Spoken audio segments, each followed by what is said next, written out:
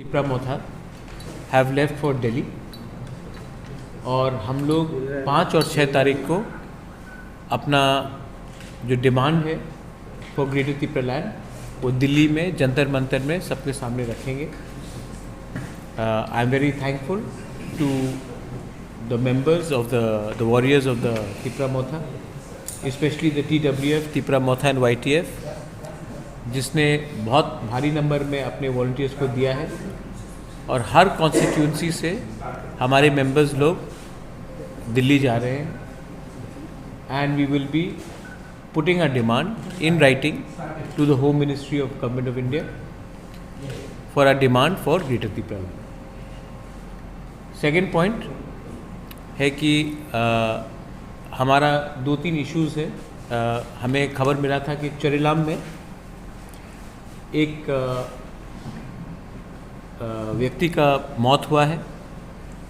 We are very sad कि कहीं में भी कोई त्रिपुरावासी का अगर मर्डर होता है या उनका मृत्यु होता है, हमें मालूम नहीं है कि वो क्या पार्टी से है, लेकिन मेरे लिए व्यक्तिगत तौर में और हमारे तिपरा मोथा के व्यू से वो पार्टी वर्कर बाद में है। पहले एक किसी का पिताजी है, किसी का हस्बैंड है, किसी का फादर है और सबसे इम्पोर्टेंट वो हिंदुस्तान का एक नागरिक है। तो अगर पॉलिटिकल वायलेंस में किसी का भी मृत्यु होता है तो उससे हर पॉलिटिकल व्यक्ति को, हर पॉलिटिकल पार्टी को इसका खंडन करना चाहिए और जिसने भी ये मर्डर किया है उनके खिलाफ पुलिस को सख्त से सख्त कार्रवाई करनी चाहिए। फिर से मैं ये बात बोलना चाहता हूँ कि ये बहुत शर्म का बात है कि हम जस्टिफाई कर सकते हैं किसी का मर्डर को या किसी का डेथ को क्योंकि वो कोई पार्टी का वर्कर है। वो सबसे पहले हिंदुस्तान का नागरिक है और नॉर्थ ईस्ट में त्रिपुरा एक अलग एक ऐसा ही राज्य है जहाँ में जब पार्टी वर्कर का मृत्यु होता है तो हम बोलते हैं कि वो पार्टी वायलेंस में मारा गया। वो एक्चुअली अगर जिसने भी इसको ये उनके ऊपर हमला किया, उनको मारा, police should be arresting them and police should be taking free and fair inquiry. India का ये पॉलिसी जिसमें हमको डिवाइड एंड रूल किया जाता है वो अनएक्सेप्टेबल है और मैं चाहता हूँ कि आज से 6 साल पहले जब जितेंद्र चौधरी ने, जो उस समय MP थे, उन्होंने चिट्ठी लिखा था तो उसी समय सिविल एविएशन मिनिस्टर, जो NDA गवर्नमेंट के ही सिविल एविएशन मिनिस्टर थे, उन्होंने कहा था कि हम कॉकबोरॉक में अनाउंसमेंट करेंगे। तो 6 साल में क्या बदल गया है कि आज आपको कॉकबोरॉक का अनाउंसमेंट महाराजा वीर विक्रम एयरपोर्ट में नहीं दिया जा रहा है। यही बात CBSE एग्ज़ाम्स का भी है। CBSE का जो परीक्षा होगा, हम वेलकम करते हैं कि कॉकबोरॉक को CBSE में आप दर्जा दे रहे हैं, लेकिन परीक्षा आप बांग्ला लैंग्वेज में कर रहे हैं। अगर बांग्ला लैंग्वेज में CBSE का एग्ज़ाम्स हुआ तो 99% हमारे स्टूडेंट्स को मुश्किल होगा एग्ज़ाम्स पास करने के लिए।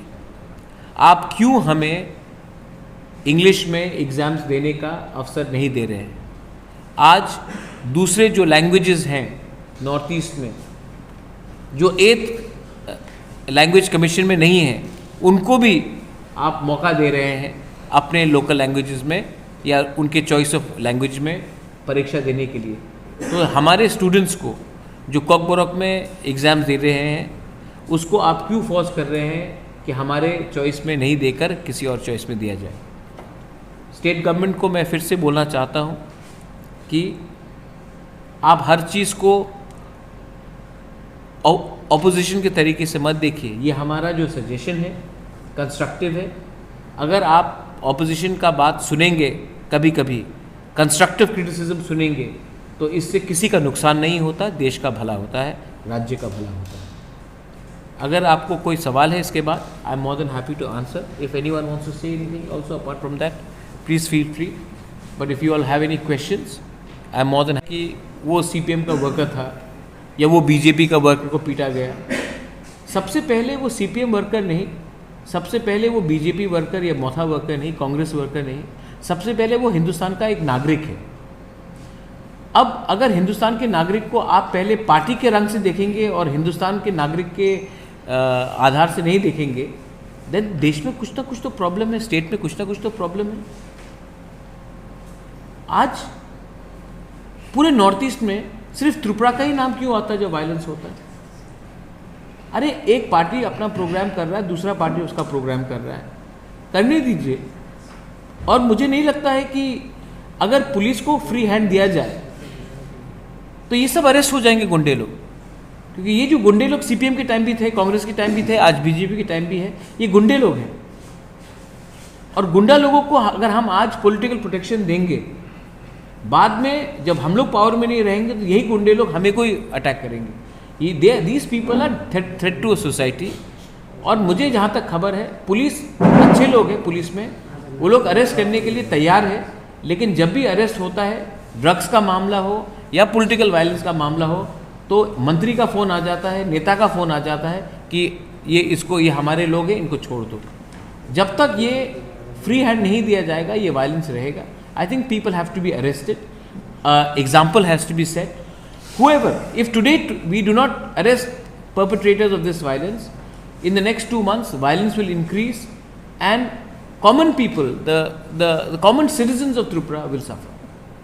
But the Chief Minister says police has been given free hand. Do you think that there has been some changes in the last 3 months in the police activity? Because I think the Chief Minister has been, to be very honest, I am not a person who will criticize for the sake of criticism.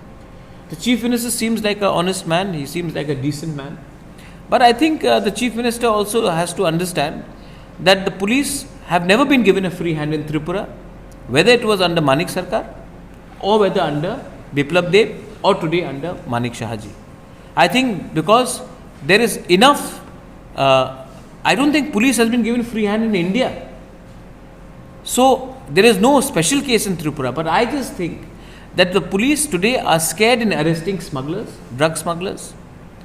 Police are afraid in arresting the helmet gang squad. And because we give these people such khula, freedom, today these people are doing whatever they want to do. And the politicians also are finding it difficult to control them. The police have to be given complete free hand to arrest.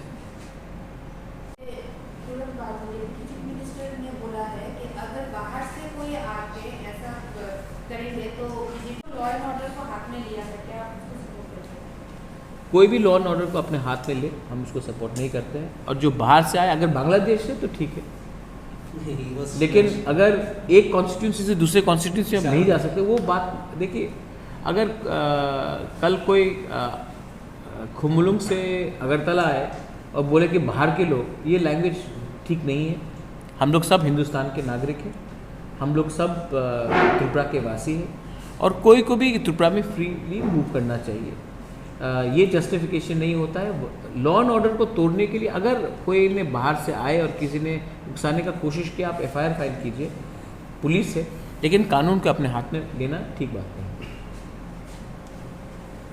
I have always been against any violence, whether it was the murder of a journalist during the CPM rule, when IPFT was having an andolan, when a media was killed. In 2011, when 2 indigenous tribal boys were killed, whether it was in 2019 under Citizenship Amendment Act, when 4 people were shot, people were beaten out of thing. जब विश्वजीत देबबर्मा को मारा गया in North Tripura, हाँ, कुमार देबबर्मा, तो मंत्रीलाल काइपेंग, पिंडूलाल चाकमा, many people across communities, Bengalis हो, कोई भी हो, I think अपना Durga रांखल police was run down by drug smugglers. तो I think it's and nobody is getting arrested. You see, that's the problem. We all know that people are being murdered or people are dying. Why isn't there anyone going to jail for it? What is the problem? That is where if a policeman is killed and the people who have murdered a police sub-inspector and Durga Ramphal, and even those people have not gone to jail, then it says that something is wrong in the system. System में कुछ ना कुछ तो problem है कि जो police को मारे और वो जेल नहीं जाए, तो कुछ ना कुछ तो प्रॉब्लम है. I would also like to bring one thing to your attention regarding airport का बात, regarding Kokborok announcement. I don't understand why my brother, cousin brother Jyotiraditya Scindia says that Bengalis preferred over Kokborok.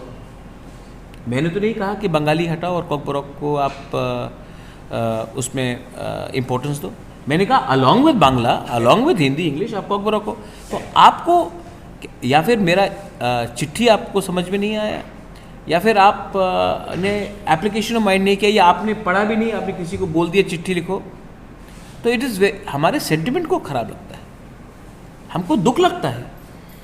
और अगर आज मैंने ये issue को rays किया है तो सब लोग, 2-3 लोग ने कहा है कि क्यों अभी रेज़ कर रहे, 25 साल तक कहाँ थे. रामपद जमतिया ने भी खुद ये चिट्ठी लिखी, जितेंद्र चौधरी भी ये बात बोल रहे हैं.